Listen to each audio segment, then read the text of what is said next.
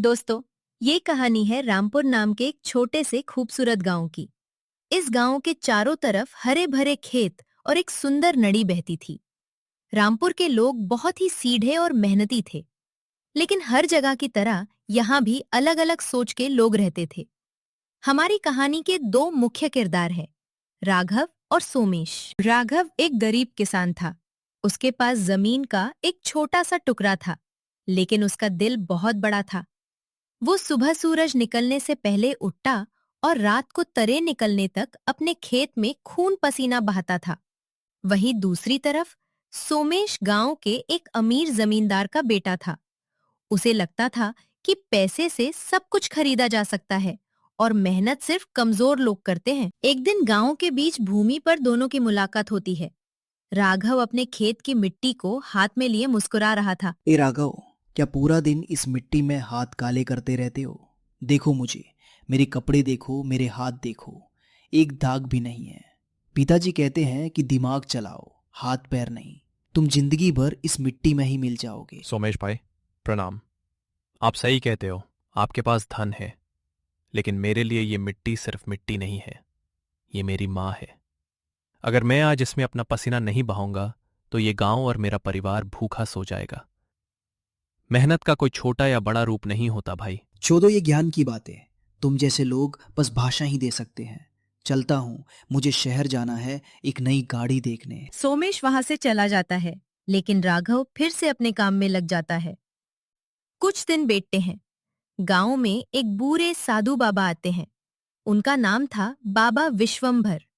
उनके बाल सफेद थे और उनकी आंखों में एक अजीब सा सुकून था। वो गांव के बडाल के पेड़ के नीचे आकर बैठ जाते हैं।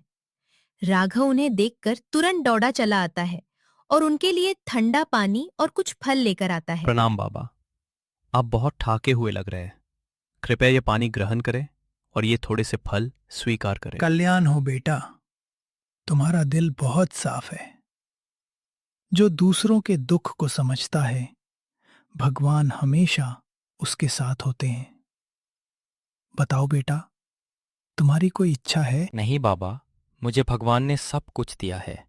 बस इतनी कृपा रहे कि मेरी फसल अच्छी हो और मैं सबकी मदद कर सकूं। उसी समय सोमेश वहां से अपने दोस्तों के साथ गुजर रहा था। बाबा को देखकर वो रुकता है, लेकिन सम्मान देने के लिए नहीं, बल्कि मजाक उड़ाने के लिए। हे राघव, अब तुम इस फकीर के पैर पड़ रहे हो। बाबा, अगर आपके पास कोई चमत्कार है तो मुझे अमीर से और अमीर बना दो। ये मिट्टी में काम करने वाले राघव को तो तुमने कुछ दिया नहीं। सुमेश, धन का घमंड इंसान को अंधा कर देता है। याद रखना, प्रकृति और समय सबसे बड़े शिक्षक हैं। जो तुम आज बो रहे हो, कल वही काटोगे। अगर तुम घमंड बो रहे हो, तो तुम्हारा पतन निश्चित है। हाँ, मुझे मत सिखाओ। मेरा धन ही मेरी ताकत है। चलो दोस्तों, यहाँ से चले। वक्त का चक्का घूमता रहा। कुछ महीने बीत गए। रामपुर गांव पर एक बड़ा संकट मंडराने लगा। उस साल मॉनसून बिल्कुल नहीं आया। सूखा पड़ गया, नदी सूख गई, खेत दरारें खाने लगे। गांव के लोग परेशान हो गए, लेकिन राघव ने पहले ही अपनी समझदारी से एक छोटा सा तलब खोद रखा था और पानी बचा कर रखा था। उसका खेत थोड़ा बहुत हरा भरा था। वहीं दूसरी तरफ सोमेश के पिता की सारी फसल बर्बाद हो गई।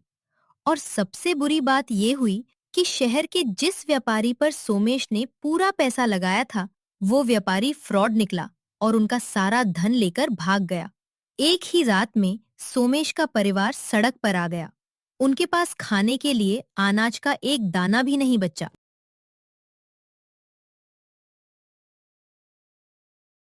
एक दोपहर सोमेश भूख से व्याकुल होकर गांव के रास्ते पर चल रहा था।